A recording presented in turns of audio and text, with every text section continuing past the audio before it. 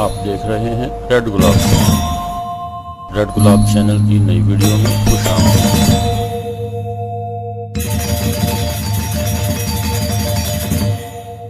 چنگیز خان خاقان مغول سلطنت بہادر بادشاہ کے روپ میں جانے والا، تاریخ کے اوراق میں اپنا نام زندہ رکھنے والا چنگیز خان منگول سردار دریائے آنان کے علاقے میں پیدا ہوا۔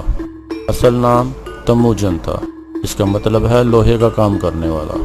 اپنی زندگی کے 52 سال اور 21 سالہ سلطنت اور سرداری میں فتوحات کرنے والا تاریخ کے اوراق میں زندہ رہ گیا۔ 1175 میں 13 برس کی عمر میں اس کے باپ نے اس کی شادی بورتے سے کر دی۔ چونکہ شروع ہی سے چنگیز خان نہایت شاہانہ مزاج کا آدمی تھا، اس لیے اپنی لیاقت کی بنیاد پر اسی سال تخت پر متمکن ہوا۔ چنگیز خان کے 4 بیٹے تھے، جوجی خان، چغتائی خان، اکتائی خان اور تولی خان۔ اس کی والد کا نام یسوخی بہادر اور والدہ اولین۔ اپنی 62 سالہ زندگی میں چنگیز خان نے وہ تاریخ رقم کی جو آج تک کوئی۔ چنگیز خان کا خطاب اسے کس وقت ملا؟ قبیلے کا سردار بنا تو دیگر قبائل سے اس کی چپلش شروع ہو گئی۔ ان تمام قبائل اور حلقوں کو اپنے زیر اثر کرنے کی بھرپور کوشش کی، کیونکہ اس وقت منگولیا پر کئی قبائل کی حکومت تھی۔ پھر صورتحال کا جائزہ لینے کے بعد اس نے سب سرداروں کو اکٹھا کیا، مل کر دیگر علاقوں کو فتح کرنے کا منصوبہ پیش کیا۔ اس مشورے کے بعد وہ بہت مقبول ہو گیا اور دیگر سب سرداروں نے اسے متفقہ طور پر اپنا سردار تسلیم کر لیا۔ متفقہ طور پر دریائے آنان کے قریب ایک مجلس میں اسے چنگیز خان کا خطاب دیا گیا۔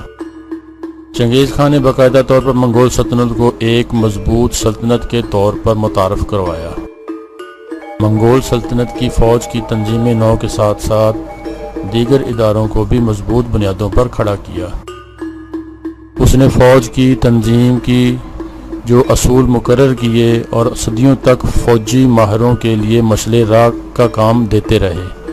اس نے چین کو 2 دفعہ تاراج کیا، 1214 سے 1218 میں 2 چینی ریاستوں ہیا اور کن پر قبضہ کیا۔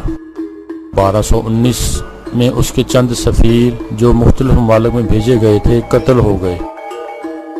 اس واقعے نے اس کو تسخیر عالم پر ابھارا۔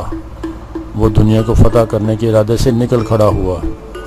اسی سال اس نے چین افغان سرحد کے کئی علاقے فتح کیے، بخارا اور مرو کے علاقوں کو لوٹا اور ہرات پر قبضہ کر لیا۔ اس کے بعد ترکی اور جنوب مشرقی یورپی ملکوں کا رخ کیا۔ اس کی فوج نے جنوبی روس، شمالی ہند تک یلغار کی۔ 1227 میں چین پر تیسرے حملے کے دوران اس کا انتقال ہو گیا۔ 1206 سے لے کے 1227 تک وہ شہنشاہ رہا۔ اس کے بعد اس کا جانشین اکتائی خان ہوا۔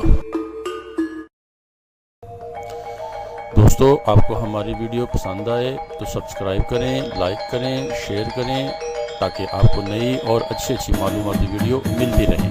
شکریہ۔